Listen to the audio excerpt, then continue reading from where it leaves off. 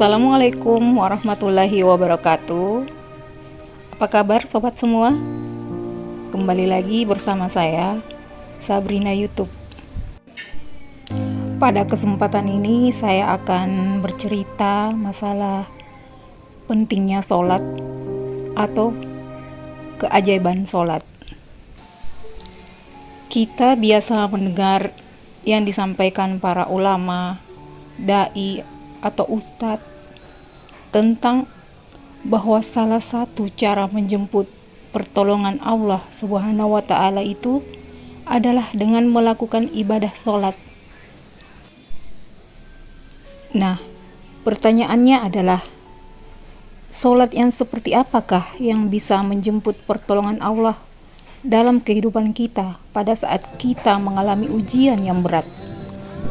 Sebelumnya kita sama-sama membacakan firman Allah yang terdapat dalam surat Al-Baqarah ayat 45. A'udzu billahi minas syaitonir rajim. Bismillahirrahmanirrahim. Wasta'inu bis-sabri was-salat wa innaha lakabiratun illa 'alal khashiin. Shadaqallahul adzim. Dan mintalah pertolongan kepada Allah dengan sabar dan sholat, dan sesungguhnya yang demikian itu sungguh berat kecuali bagi orang-orang yang khusyuk. Sobat yang dirahmati Allah, banyak yang bilang, saya sholat tapi kok hidupku gini-gini aja. Ada juga yang bilang, saya sholat tapi doa saya kok belum dijabah. Saya sudah sholat tapi kok masalah saya masih belum selesai. Saya sudah sholat tapi musibah saya terus tak pernah berhenti. Nah, sobat yang dirahmati Allah, mari kita sama-sama memahami kira-kira sholat yang seperti apakah yang bisa menjemput pertolongan Allah Subhanahu wa Ta'ala secara ajaib. Saya ingin bercerita sedikit tentang kisah di zaman Nabi. Ada seorang laki-laki di kota Madinah yang melakukan perjalanan antara Syam ke Madinah untuk berdagang. Dalam perjalanannya, laki-laki itu dihadang oleh seorang perampok. Dia dicegal, hartanya diambil. Lalu pedagang ini berkata, "Wahai fulan, jika engkau menginginkan hartaku, ambillah, tapi biarkan aku melanjutkan perjalananku." Lalu perampok itu menjawab, "Adapun hartamu itu sudah menjadi milikku. Sekarang aku ingin membunuhmu." Karena laki-laki ini merasa tak punya pilihan, pedagang ini berkata, "Wahai fulan, jika engkau ingin membunuhku, maka lakukanlah. Tapi sebelumnya berikanlah aku kesempatan untuk melakukan sholat 2 rakaat. Lalu perampok itu berkata, "Ya sudahlah, kalau begitu sholatlah, aku akan berikan engkau kesempatan." Maka pedagang ini pun mendirikan sholat. Dan sholatnya pun begitu khusyuk. Dan di dalam sholatnya, setelah membaca surat Al-Fatihah, dia membacakan surah, yaitu surat An-Naml ayat 62. Bismillahirrahmanirrahim. Aman yujibul mustara iza da'ahu wa yakzibu su'a wa yaj'alukum ulaba'al ardi ailayhum ma'allahi qalilan ma tadhakkarun. Shadaqallahul adzim. Siapakah yang perkenankan doa orang yang dalam kesulitan apabila ia berdoa kepadanya, dan yang menghilangkan kesusahan dan menjadikan kamu manusia sebagai khalifah di bumi? Apakah di samping Allah ada Tuhan yang lain? Amat sedikitlah kamu mengingatnya. Saudaraku yang dirahmati Allah Subhanahu wa Ta'ala, inilah ayat yang dibacakan pedagang tersebut pada saat sholat 2 rakaat. Dia membacakan dengan penuh penghayatan dan penuh renungan. Dengan membaca ayat ini, berarti kita berserah kepada Allah, bahwa hanya Allah lah yang menolong kita di setiap kesusahan, di setiap kesulitan kita, dan di setiap kita mengalami ancaman. Nah, setelah melaksanakan sholat, pedagang ini pun mengangkat tangannya sambil berdoa dan menyebut nama-nama Allah yang mulia.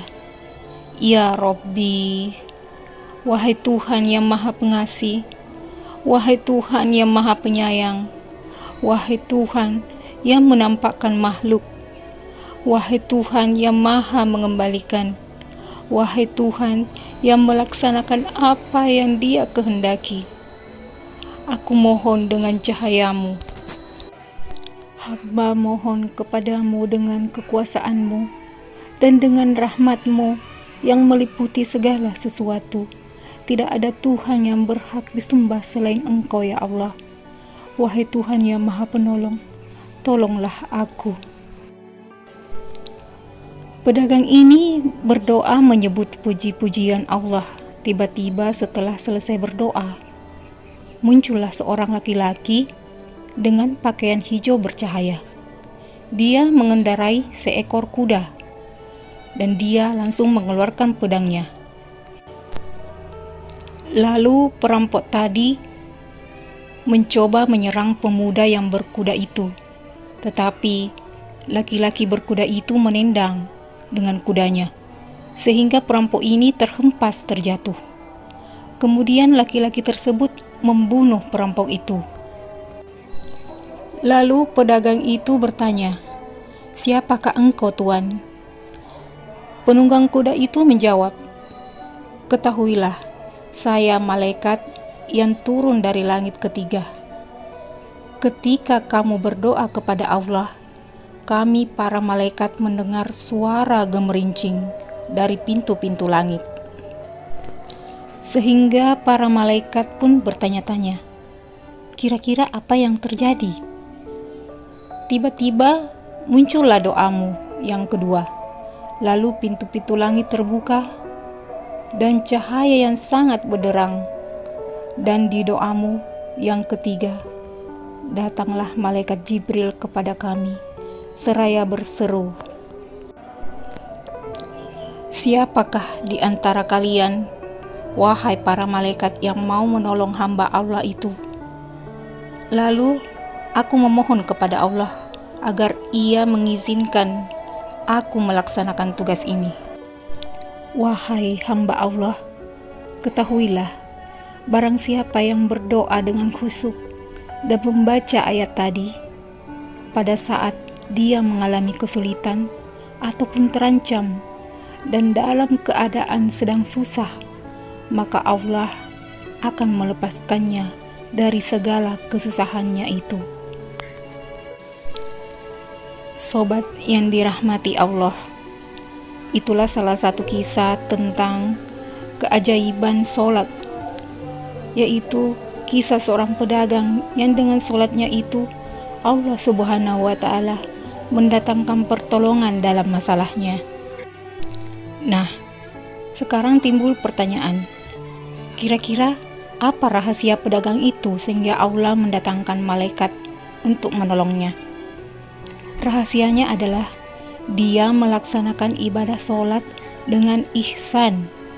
Nabi mengajarkan kepada kita tentang sholat yang terkoneksi langsung kepada Allah Subhanahu wa Ta'ala. Terkoneksi artinya bahwa kita melakukan sholat itu dengan penuh keyakinan, seolah-olah kita melihat Allah. Ketika kita melaksanakan sholat, seolah-olah melihat Allah, Lalu dengan kondisi seperti itu, kita meminta pertolongan dengan penuh keyakinan. Itulah solat yang mendatangkan pertolongan Allah Subhanahu wa Ta'ala. Yakinlah, Allah mendengar dan melihat kita dan sedang menunggu apa yang kita butuhkan. Nah, sobatku, demikianlah ceritanya. Cukup sekian perjumpaan kita kali ini. Semoga kita semua adalah termasuk orang-orang yang dirahmati oleh Allah Subhanahu wa Ta'ala. Lebih dan kurangnya mohon dimaafkan. Assalamualaikum warahmatullahi wabarakatuh.